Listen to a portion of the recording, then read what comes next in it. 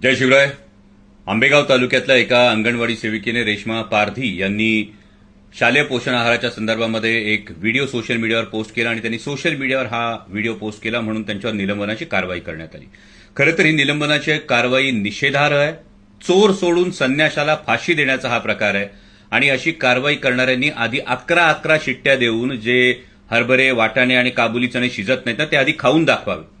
म्हणजे कदाचित कागदी घोड्यांच्या मते, कागदपत्रांच्या मते या अंगणवाडी सेविकेचा, या भगिनीचा मार्ग चुकला असेल, पण तिचा हेतू काय होता हा जास्त महत्वाचा आहे. या संपूर्ण शालेय पोषण आहाराची खरेदी राज्य स्तरावर केली जाते आणि त्यामुळं या भगिनीवर कारवाई करण्याआधी हे जे कोणी ठेकेदार आहेत, हे जे कोणी पुरवठादार, कंत्राटदार आहेत, ते पुरवठादार, कंत्राटदार आणि या शालेय पोषण आहाराच्या साहित्याच्या गुणवत्तेची तपासणी करणारे अधिकारी यांच्यावर आधी कारवाई करण्यात यावी अशी मी माननीय मुख्यमंत्री महोदयांना विनंती करतो. आणि मग त्यानंतर हे जे काही शिस्तभंग आणि इतर जे कागदी घोडे आहेत हे त्यानंतर नाचवावेत अशी माझी कळकळीची विनंती आहे. कारण काल सुद्धा जुन्नर तालुक्यामध्ये काळवाडी इथल्या शाळेच्या पोषण आहाराच्या संदर्भात तक्रारी होत्या. शालेय शिक्षण समितीची बैठक सुरू होती आणि जेव्हा माल सप्लाय करणारा टेम्पो तिथे आला तेव्हा ग्रामस्थांनी या टेम्पोतल्या साहित्याची तपासणी केली.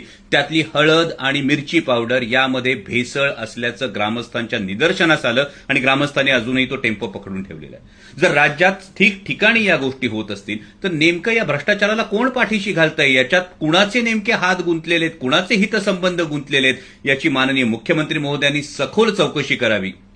कारण जर देशाच्या भविष्याशी, या लेकरांच्या आरोग्याशी खेळून 4 पैसे काळ्या मार्गाने कमवण्याचा जर या ठेकेदारांचा किंवा यामध्ये जे गुणवत्ता तपासणारे अधिकारी आहेत त्यांचं दुर्लक्ष होत असेल तर माणूस म्हणून घ्यायला आपण कितपत पात्र आहोत याचा विचार करण्याची गरज आलेली आहे.